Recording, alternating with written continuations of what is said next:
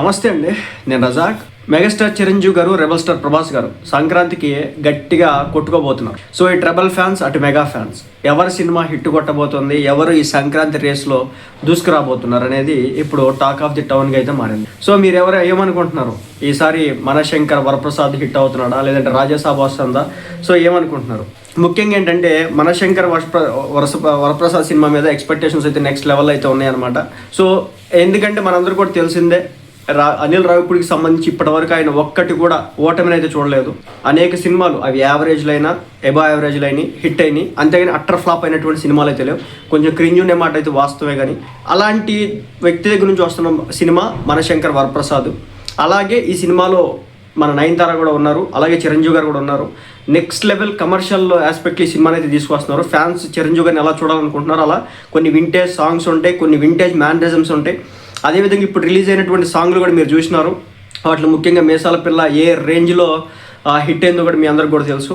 So ఇలాంటి క్రమంలోనే ఈ సినిమా మీద బజ్ పెరిగిపోతూ ఉంటే, ఇది జనవరి సంక్రాంతి కనుక వస్తూ ఉంటే, మరో పక్క ప్రభాస్కి సంబంధించినటువంటి రాజాసాబ్ అనే ఒక సినిమా. ఈ రాజాసాబ్ సినిమాని జనవరి 9వ తేదీన రిలీజ్ చేయాలనుకుంటున్నారు. దీనికి సంబంధించి నిన్న ఒక సహాన ఒక సాంగ్ అయితే రిలీజ్ అయింది. ఓకే, మరి ఎందుకో తెలియదు, ఫస్ట్ టైం అనమాట ప్రభాస్ గారికి సంబంధించి అంత బజ్ క్రియేట్ కాలేదు రాజాసాబ్ విషయంలో. ఎందుకంటే మరి స్టోరీ విషయం అనుకుంటా, ఒక సాహో కావచ్చు, ఒక కల్కి కావచ్చు, ఒక సలార్ కావచ్చు, ఈ సినిమాలన్నీ చూసుకుంటే కనుక ప్రభాస్ లెవెల్కి సెట్ అయినట్టు ఉంది. కానీ ఇప్పుడు వస్తున్నటువంటి రాజాసాబ్ సినిమా ఏదైతే ఉందో, ఇది వచ్చేసి కామెడీ ప్లస్ మన ఏదైతే మాస్ కామెడీ ప్లస్ ఇంకొక జోనర్ ఏంటంటే భయం పుట్టించేటటువంటి జోనర్ అనమాట. హారర్ కామెడీ జోనర్లో ఈ సినిమా వస్తుంది అన్నట్లుగా మూవీ టీం అయితే చెప్పుకుంటా ఉంది.